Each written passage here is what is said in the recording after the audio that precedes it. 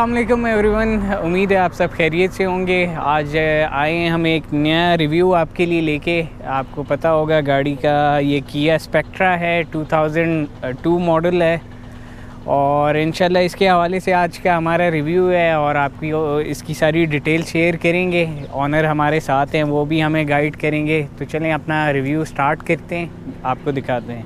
गाड़ी के ऑनर हमारे साथ हैं, मिलते हैं भाई से। तो कैसे हैं आप? जी ठीक ठाक। तो सर बताएं कौन सा मॉडल है, मेक वेरिएंट बता दें गाड़ी के हवाले से थोड़ा। जी ये है किया स्पेक्ट्रा 2002 मॉडल। ठीक है ये पाकिस्तान में आई थी तकरीबन 2001 से 2004 तक। बिल्कुल थी कार्स जो थी उसमें थी।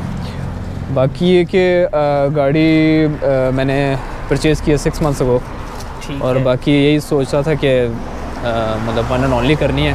जी तो इसको फिर मॉडिफाई किया मैंने अपने हिसाब से। नहीं माशाल्लाह गाड़ी की लुक्स और जिस तरह आपने इसको डिसेंट, यानी कि वो सारी चीज़ें हैं इसमें लुक्स वाइज डिसेंट और एक अच्छी लुक में लेके आ रही है कंबाइन।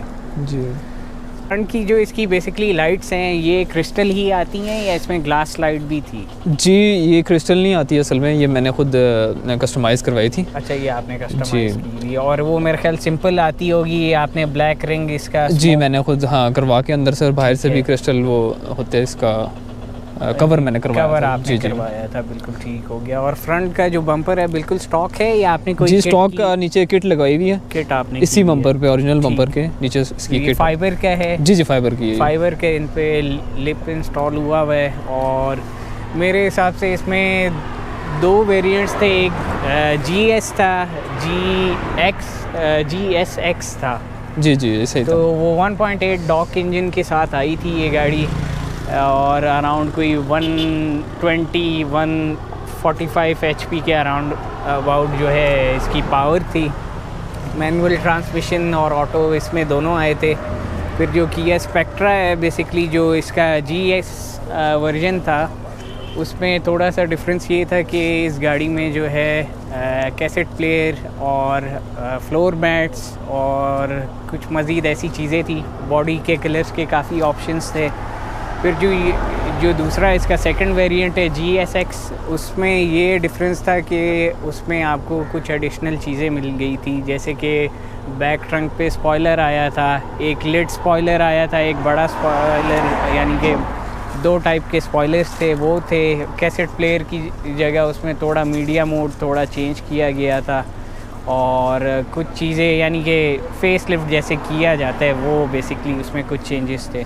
तो साइड प्रोफाइल पे गाड़ी की आते हैं तो माशाल्लाह बड़े खूबसूरत BBS के रिम लगे हुए हैं, 17 इंच के रिम हैं और 10 JJ हैं। इसका ऑफसेट तकरीबन 25 ऑफसेट है और स्ट्रेच टायर लगा हुआ है।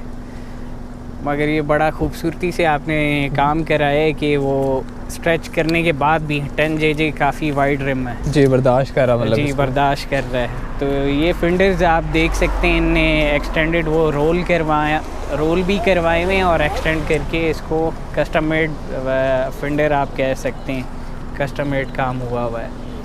और ये मेरे ख्याल इंडिकेटर इसका ओरिजिनल है, ओरिजिनल इंडिकेटर है। और पावर साइड मिरर्स आपके आ जाते हैं, रिट्रैक्टेबल नहीं है मेरे ख्याल। नहीं रिट्रैक्टेबल नहीं जी। साइड स्किट इस पे लगी हुई फाइबर की है, मगर ये कि गाड़ी के साथ काफ़ी मैच हो रही है जो आप पूरी लुक देना चाह रहे थे फिंडर्स के साथ। काफ़ी उस हिसाब से मैंने लगाई थी। फिर बैक फिंडर पे एक इसका इलेक्ट्रिक पोल आ जाता है जो कंपनी से ही है। और बैक पे आते हैं गाड़ी की तो माशाल्लाह पीछे से गाड़ी की लुक चेंज हुई हुई है। आपको ब्रेक लाइट एक मिल जाती है ट्रंक के अंदर, मगर उसको थोड़ा इनने हाइड किया हुआ है कलर के साथ। बैक बम्पर पे एक सेपरेट लिप लगा हुआ है डिफ्यूज़र टाइप, उसमें ग्रिल भी मैश ग्रिल लगाई है भाई ने। और ये लंदन मॉडल स्टाइल की नंबर प्लेट लगी हुई है। बैक क्रिस्टल लाइट्स आ जाती हैं आपकी। सस्पेंशन वाइज आपने कौन से कॉइल ओवर यूज़ किए हुए? जी कॉइल ओवर हैं 2 वे कॉइल ओवर कोरोला में उसमें आए थे तो उसकी आगे फिटमेंट मतलब बन गई थी। सही ज़बरदस्त। बाकी ये लाइट्स वैसे जो इसकी स्टॉक आती थी वो क्रिस्टल नहीं होती थी, वो क्रिस्टल नहीं होती, ये मलेशियन, जी मलेशियन टेल लाइट्स हैं। ठीक है, मलेशियन टेल लाइट्स है, तो ये तो इम्पोर्ट ही की होंगी। जी इम्पोर्ट की थी। सही हो गया। और इसके अलावा जी इंजन के हवाले से अभी इस गाड़ी में अपना इंजन है या आपने चेंज किया है? जी इसमें इंजन मैंने एक्सियो का डाला हुआ है, करोला एक्सियो जो होती है। अच्छा 1.3 2NZ। ठीक है जी। XLI में भी आया है ये इंजन, आप लोगों को पता होगा, हमारी पाकिस्तानी 2NZ जी बिल्कुल ऐसे। तो इंजन भी आप दिखाते हैं पहले, फिर इंटीरियर और ट्रंक भी दिखाते हैं। तो भाई बोनट खोलें और दिखाएं जी मेरा। ये रहा गाड़ी का इंजन बे, और जाहिर है क्योंकि ये इसका ओरिजिनल इंजन नहीं है तो थोड़ी सी कस्टमाइजेशन करनी पड़ती है। तो माउंट्स का आपको नज़र आ रहा होगा, इनने जो ये टाइमिंग साइड वाला माउंट है इस पर थोड़ा कस्टमाइज वर्क किया हुआ है, मगर ये कि कोई कटिंग नहीं की हुई। तो माउंट्स का आपको दिखा दिया है, और इनने वो कंडेंसर यानी कि जो बॉटल होती है एसी की वो इधर प्लेसमेंट करवा ली है। एयर फिल्टर गाड़ी का यानी कि जो इंजन का अपना आता है वो लगा हुआ है। बाकी मेरे ख्याल इतनी कोई चेंजेस नहीं की, रेडिएटर भी चेंज हुआ है गाड़ी का। एसी की पाइपिंग वगैरह काफ़ी तरीके से गई हुई है, ये मेरे ख्याल जेन्युइन ही है, इसको छेड़ा नहीं गया हुआ। तो ये है इंजन बे का, स्टॉक इंजन है, कोई इस पर चेंजेस नहीं किए हुए। तो अब आपको थोड़ा सा इंटीरियर दिखाते हैं और ट्रंक भी दिखाते हैं। तो इंटीरियर की तरफ चलते हैं हम। तो इंटीरियर बेसिकली स्टॉक है बिल्कुल अपनी हालत में, जैसे डोर पैनल आपको नज़र आ रहा होता है, फैब्रिक है। बाकी आपका ये लेदर स्टिच टाइप आता है वो है। ट्विटर पॉट इसमें लगा हुआ है, ओरिजिनली लगा हुआ है क्योंकि ये फिटिंग अपनी है। उसके अलावा क्लस्टर है गाड़ी का, और स्टीयरिंग लगा हुआ है मोमो का ओरिजिनल, वो जो इटालियन आते हैं आपके। मैनुअल ट्रांसमिशन है, कंसोल सारा अपना है। उस तरह बटन वाइज सारी जो चीज़ें गैजेट्स हैं अपनी हालत में काफ़ी हद तक पूरी है। तो ये हो गया जी इंटीरियर हमारा। बाकी सीट के जैसे बेसिक ऑप्शंस आते हैं, हैंडल है, मैनुअल सीट है। तो अब आपको ट्रंक दिखा देते हैं। अब आपको ट्रंक दिखाते हैं। ट्रंक इसका काफ़ी हैवी लग रहा था पर वो शॉक्स का होगा मेरा ख्याल। तो ट्रंक बूट में आते हैं तो आपको ये साइड पे स्पीकर्स मिल रहे हैं, और बाकी इसकी जेन्युइन ट्रिम में एक इस पे कंपार्टमेंट आता है सेपरेशन वाला, वो अभी इनके पास घर में क्योंकि गाड़ी मेरे ख्याल वॉश की हुई थी।